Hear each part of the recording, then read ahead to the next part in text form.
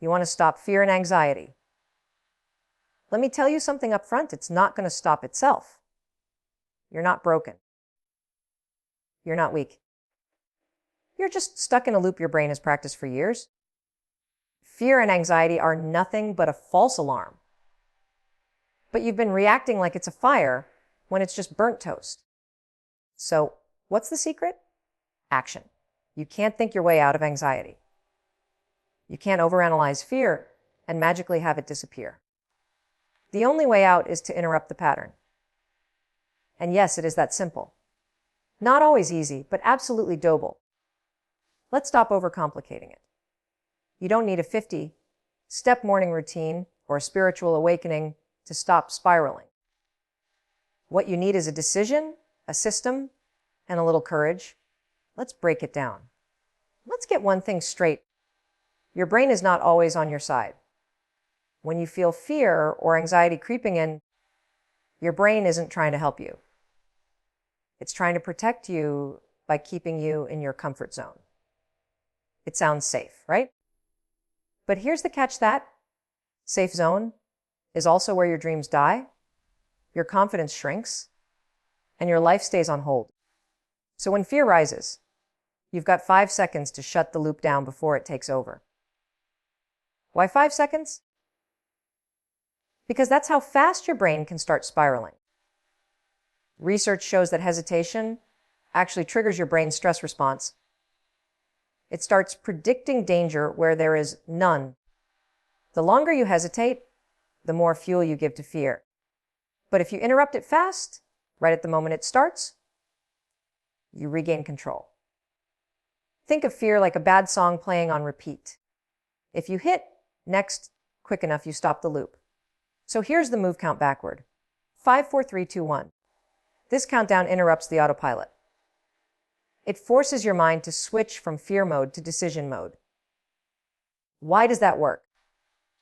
Because your brain can't focus on two things at once. When you count backwards, you distract the fear long enough to insert you, your intention, back into the driver's seat. And once you count down, you move. You don't hesitate. You stand up. You speak. You walk forward. You hit send. You do the damn thing before fear has time to argue. Don't wait to feel confident. Just act. Because confidence doesn't come before action. It's built through doing. The 5-second rule isn't a magic pill, but it's the fastest, most reliable mental tool to outsmart anxiety. This is your power move. Fear isn't going to disappear on its own, but it will shut up when you take control. 5, 4, 3, 2, 1 is your reset button. Use it the moment your heart races, your chest tightens, or your brain says you can't. That's when you must.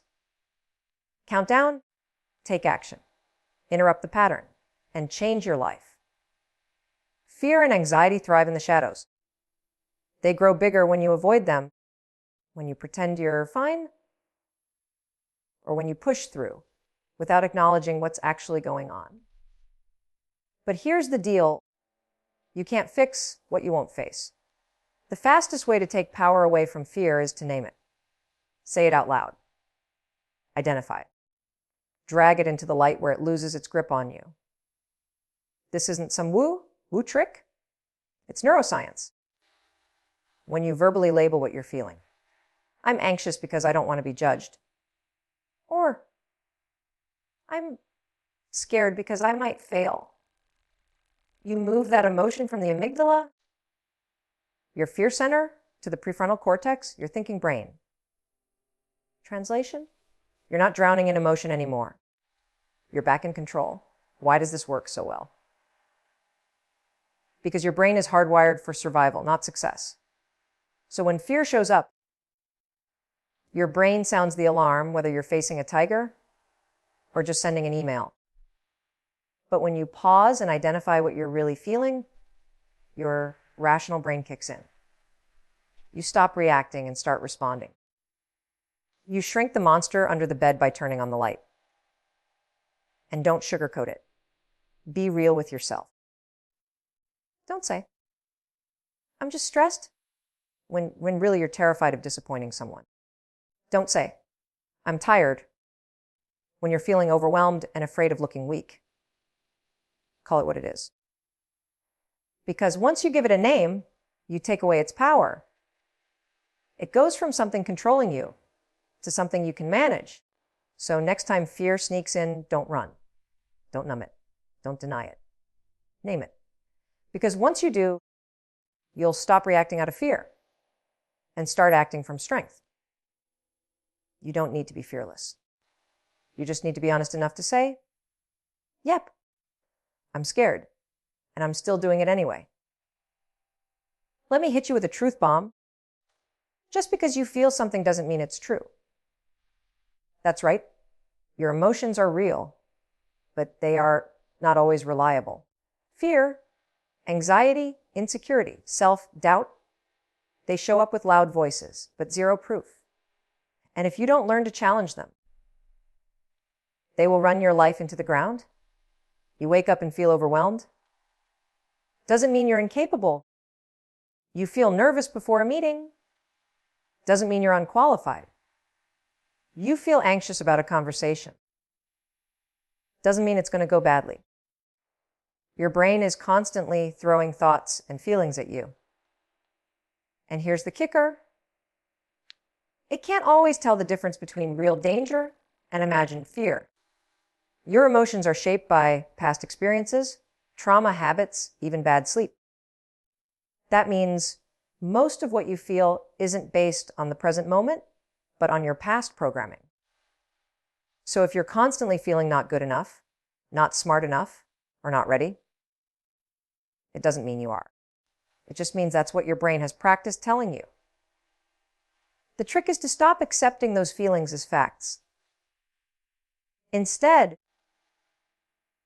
start interrogating them. Ask yourself, is this true? Or is this just a story I've been telling myself? If you wouldn't say it to your best friend, you shouldn't accept it from your own brain. You're not unworthy. You're not doomed. You're just scared, and that's okay. What matters is how you respond. So the next time fear says you can't, respond with, "That's a feeling, not a fact." The next time anxiety screams, "You'll mess it up," tell yourself, "That's just noise." You are allowed to feel afraid and still move forward. You don't need to feel brave. You need to decide that your dreams matter more than your fear. Because they do. Let's cut through the noise. You are not going to think your way out of fear and anxiety. If that worked, you wouldn't be stuck. You wouldn't be overanalyzing every decision, talking yourself out of things, or lying awake at 2 a.m. spiraling in what ifs. The truth? You're not overthinking, you're underacting. We've all been there, waiting for the perfect moment, waiting to feel ready, waiting until the anxiety disappears before making the move. But that moment never comes, does it? That's because the cure to fear isn't more thought, it's action. Bold, messy, uncomfortable action. It doesn't have to be big, it just has to be real. When you act, you shut fear up. You slam the door on anxiety and say, "Not today." That first step, that's the secret sauce. You don't need to figure out the whole plan. You don't need to see the finish line.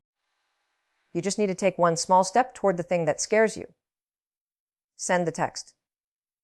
Make the call. Say what needs to be said. Show up. You see, fear feeds on delay. The longer you wait, the louder it gets. But once you start moving, momentum kicks in. Action builds confidence. Confidence fuels more action. It becomes a loop of power. And you created it. Not by sitting on the couch thinking positive thoughts, but by doing, even while your hands were shaking. So here's the bottom line. You don't get to wait for motivation. Motivation comes after you act, not before. You've got to move even when it feels uncomfortable. Especially then. That's how you build a life where fear doesn't run the show. You do. Action is your weapon. Use it. Fear and anxiety aren't living in your present reality. They're camping out in the future. They thrive on what ifs, worst case scenarios, and imaginary disasters. What if I fail? What if they laugh at me? What if I lose everything? Sound familiar? That's because fear loves to drag you out of the now and dump you into a future that hasn't even happened yet. But here's the truth. You're not scared of what's happening right now. You're scared of what might happen. That's not real. That's a projection. That's your brain trying to protect you by inventing problems so you stay small and safe. But you don't want safe, you want freedom. And freedom comes from coming back to now. So how do you do it? Ground yourself, literally. When your anxiety spikes, pause and anchor into your senses. What can you see? What can you touch? What can you hear?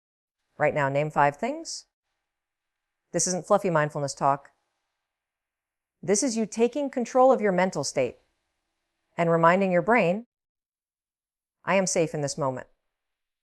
Because here's the kicker, you can't feel anxious and grounded at the same time. It's neurologically impossible. Fear pulls you into the future. Grounding plants you in the present. And the present is where your power lives. Not yesterday, not tomorrow. Now. So the next time your brain starts spinning, stop. Breathe. Look around. Remind yourself, I'm not in danger. I'm just uncomfortable. And guess what? You can handle uncomfortable. You've done it 1,000 times before. Anchor yourself in the moment and take one small step forward. That's where fear loses and you win. Here's the truthy, fear and anxiety are never going away completely. But that doesn't mean they get to decide what kind of life you live. You've got everything you need right now to fight back, not tomorrow, not when you feel ready. Now, interrupt the pattern. Name it. Challenge it, act anyway. Ground yourself in the moment. This isn't a one-time thing. This is a daily choice to take your power back. And you don't need to feel fearless to do it. You just need to be brave for 5 seconds at a time. So the next time fear shows up, you show up bigger. Count down. Step up. Push through. Because the life you want, the peace you crave, the confidence you admire in others, it's already yours. You just have to stop waiting and start moving. 5, 4, 1, Go.